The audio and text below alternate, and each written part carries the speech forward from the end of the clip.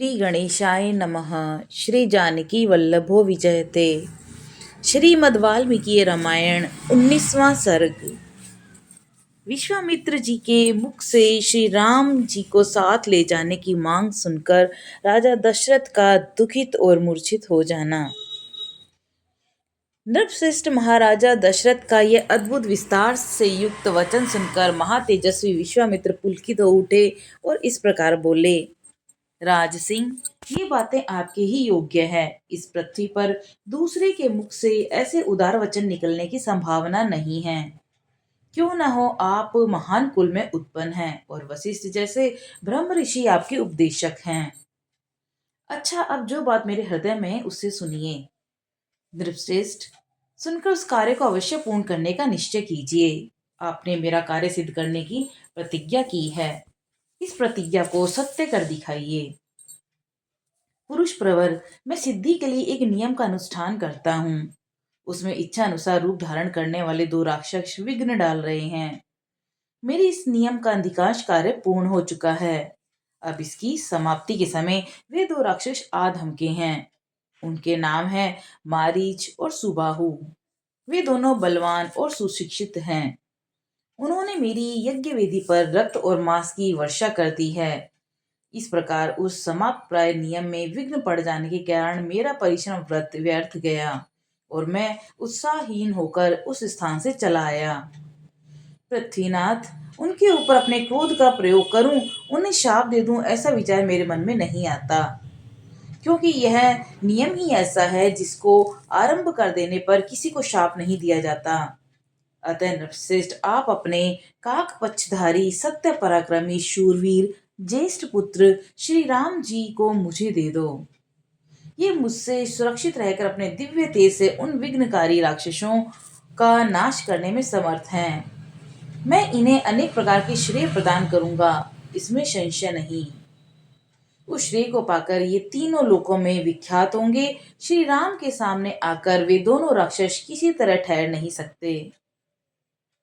इन रघुनंदन के सिवा दूसरा कोई पुरुष उन राक्षसों को मारने का साहस नहीं कर सकता। नृपश्रेष्ठ, अपने बल का घमंड रखने वाले वे दोनों पापी निशाचर काल पाश के अधीन हो गए हैं। अतः महात्मा श्री राम जी के सामने नहीं टिक सकते। भूपाल, आप पुत्र विषयक स्नेह को सामने न लाइए। मैं आपसे प्रतिज्ञा पूर्वक कहता हूँ कि उन दोनों राक्षसों को इनके हाथ से मरा हुआ ही समझिए। सत्य पराक्रमी महात्मा श्री राम क्या है, यह मैं जानता हूँ। महातेजस्वी वशिष्ठ जी तथा ये अन्य तपस्वी भी जानते हैं। राजेंद्र, यदि आप इस भूमंडल में धर्म लाभ और उत्तम यश को स्थिर रखना चाहते हो तो श्री राम जी को मुझे दे दीजिए। ककुस्थ नंदन, यदि वशिष्ठ आपके सभी मंत्री आपको अनुमति दें तो आप श्री राम जी को मेरे साथ विदा कर दीजिए। मुझे श्री राम जी को ले जाना अभिष्ट है। ये भी बड़े होने के कारण सब आसक्ति रहित हो गए हैं। अतः आप यज्ञ के अवशिष्ट 10 दिनों के लिए अपने पुत्र कमल नयन श्री राम जी को मुझे दे दीजिए। रघुनंदन, आप ऐसा कीजिए जिससे मेरे यज्ञ का समय व्यतीत न हो जाए। आपका कल्याण हो। आप अपने मन को शोक और चिंता में न डालिए। यह धर्म और अर्थ से युक्त वचन कहकर धर्मात्मा महातेजस्वी परम बुद्धिमान विश्वामित्र जी चुप हो गए। विश्वामित्र जी का यह शुभ वचन सुन महान महाराजा दशरथ जी को पुत्र वियोग की आशंका से महान दुख हुआ। वे उससे पीड़ित हो सहसा ही कांप उठे और बेहोश हो गए। थोड़ी देर बाद जब उन्हें होश आया तब वे भयभीत हो विषाद करने लगे। विश्वामित्र मुनि का वचन राजा के हृदय और मन को विदीर्ण करने वाला था। उसे सुनकर उनके मन में बड़ी ही व्यथा हुई। वे महामनस्वी महाराज अपने आसन से विचलित हो मूर्छित हो गए। इस प्रकार श्री वाल्मीकि निमित्त आज रामायण आदि काव्य के बाल कांड में 19वां सर्ग पूरा हुआ। 20वां सर्ग। राजा दशरथ का विश्वामित्र को अपने पुत्र देने से इनकार करना और विश्वामित्र का कुपित होना। विश्वामित्र जी का वचन सुनकर नृपश्रेष्ठ दशरथ 2 घड़ी के लिए संज्ञा शून्य से हो गए। फिर सचेत होकर इस प्रकार बोले। महर्षि, मेरा कमल नयन राम अभी पूरे 16 वर्ष का भी नहीं हुआ है। मैं इसमें राक्षसों के साथ युद्ध करने की योग्यता नहीं देखता। यह मेरी अक्षिहिणी सेना है, जिसका मैं पालक और स्वामी भी हूँ। इस सेना के साथ मैं स्वयं ही चलकर उन निशाचरों के साथ युद्ध करूंगा। ये मेरे शूरवीर सैनिक जो अस्त्र विद्या में कुशल और पराक्रमी हैं, राक्षसों के साथ जूझने की योग्यता रखते हैं। अतः इन्हें ही ले जाइए। राम को ले जाना उचित नहीं होगा। मैं स्वयं ही हाथ में धनुष ले युद्ध के मुहाने पर रहकर आपके यज्ञ की रक्षा करूंगा, और जब तक कि शरीर में प्राण रहेंगे तब तक निशाचरों से लड़ता रहूंगा। मेरे द्वारा सुरक्षित होकर आपका नियमानुष्ठान बिना किसी विघ्न बाधा के पूर्ण होगा। अतः मैं ही वहां आपके साथ चलूंगा। आप राम को न ले जाइए। मेरा राम अभी बालक है, इसने अभी तक युद्ध की विद्या ही नहीं सीखी है। यह दूसरे के बलाबल को नहीं जानता। न तो ये अस्त्र शस्त्र से संपन्न है और न ही युद्ध की कला में निपुण ही।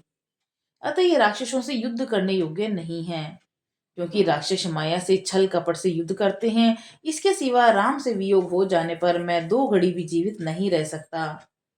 मुनि श्रेष्ठ, इसलिए आप मेरे राम को न ले जाइए। अथवा ब्राह्मण, यदि आपकी इच्छा राम को ही ले जाने की हो तो चतुरंगिणी सेना के साथ मैं भी चलता हूँ, मेरे साथ ले चलिए। कुश्की नंदन, मेरी अवस्था 60,000 वर्ष की हो गई। इस बुढ़ापे में बड़ी कठिनाई से मुझे पुत्र की प्राप्ति हुई है, अतः राम को न ले जाइए। धर्म प्रधान राम मेरे चारों पुत्रों में ज्येष्ठ है, इसीलिए उस पर मेरा प्रेम सबसे अधिक है।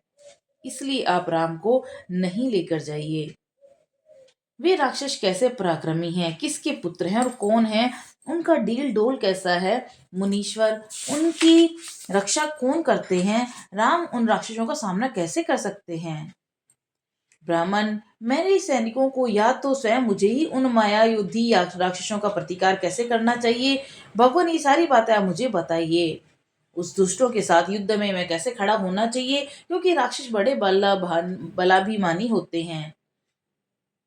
राजा दशरथ की इस बात को सुनकर विश्वामित्र जी बोले, महाराज, रावण नाम से प्रसिद्ध एक राक्षस है, जो महर्षि पुल पुलस्त्य के कुल में उत्पन्न हुआ है। उसे ब्रह्मा जी से मुंह मांगा वरदान प्राप्त हुआ है, जिससे महान बलशाली और पराक्रमी होकर बहुसंख्यक राक्षसों से घिरा हुआ वह निशाचर तीनों लोकों के निवासियों को अत्यंत कष्ट दे रहा है। सुना जाता है कि राक्षस राज रावण विश्वरा मुनि का औरस पुत्र और साक्षात कुबेर का भाई है। वह महाबली निशाचर इच्छा रख रहते हुए भी स्वयं आकर यज्ञ में विघ्न नहीं डालता।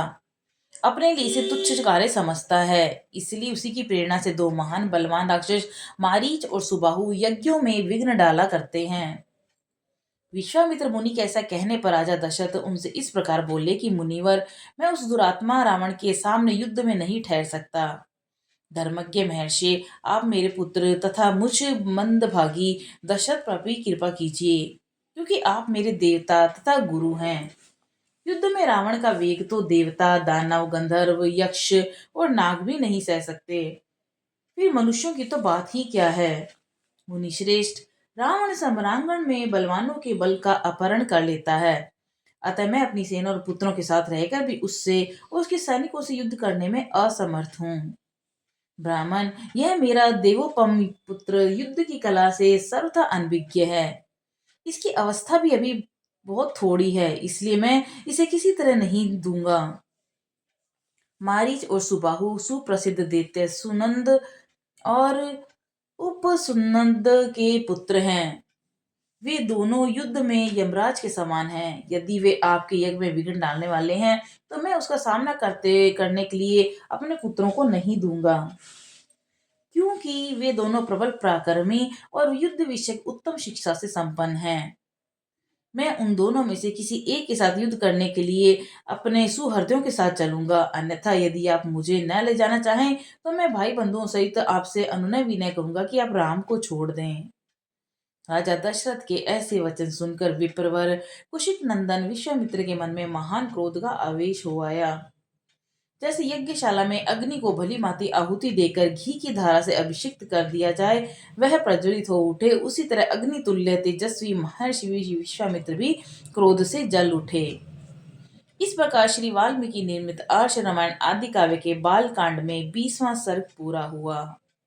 बोलो सियावर रामचंद्र जी की जय, पवन सुत हनुमान जी की जय।